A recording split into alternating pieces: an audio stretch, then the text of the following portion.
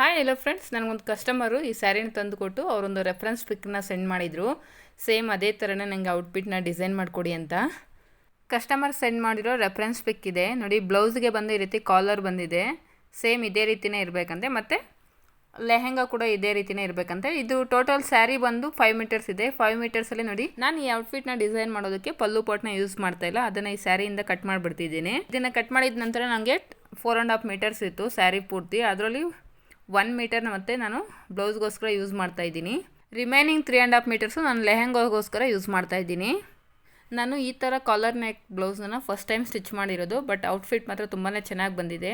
ನಾನು ಈ ಬ್ಲೌಸ್ ಕಟ್ಟಿಂಗೋಸ್ಕರ ಯೂಟ್ಯೂಬಲ್ಲಿ 2 ಡೇಸ್ ಸರ್ಚ್ ಮಾಡಿದ್ದೀನಿ. ನನಗೆ ಫ್ರಂಟು ಓಪನ್ ಇಲ್ದಿರ ಬ್ಯಾಕ್ ಓಪನ್ ಇರುವಂಥ ನನಗೆ ಕಾಲರ್ ನೆಕ್ ಬ್ಲೌಸ್ ಕಟಿಂಗ್ ಬೇಕಾಗಿತ್ತು. ಬಟ್ ಎಲ್ಲ ಫ್ರಂಟ್ ಓಪನ್ ಇರುವಂಥ ಕಾಲರ್ ನೆಕ್ ಬ್ಲೌಸಸ್ಸೇ ಇದೆ.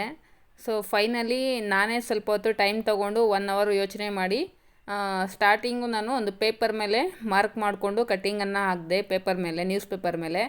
ಆನಂತರ ಒಂದು ಹಳೆ ಬ್ಲೌಸ್ ಮೇಲೆ ನಾನು ಅದೇ ಏನು ಪೇಪರ್ ಕಟ್ಟಿಂಗ್ ಮಾಡಿದ್ದನೋ ಅದನ್ನು ಪ್ಲೇಸ್ ಮಾಡಿ ಕಟ್ಟಿಂಗ್ ಮಾಡಿ ಆ ಬ್ಲೌಸನ್ನು ಸ್ಟಿಚ್ ಮಾಡಿ, ಆ ಬ್ಲೌಸನ್ನು ಸ್ಟಿಚ್ ಮಾಡಿದ್ಮೇಲೆ ಇದು ಪರ್ಫೆಕ್ಟಾಗಿದೆ, ಪರವಾಗಿಲ್ಲ, ಈ ರೀತಿ ಸ್ಟಿಚ್ ಮಾಡಿದ್ರೆ ಬರುತ್ತೆ ಅಂತ ಅನಿಸಿದಾಗ ನಾನು ಡೈರೆಕ್ಟ್ ಕಸ್ಟಮರ್ ಬ್ಲೌಸನ್ನು ಕಟ್ಟಿಂಗ್ ಮಾಡಿ ಆನಂತರ ಸ್ಟಿಚ್ ಮಾಡಿದ್ದು.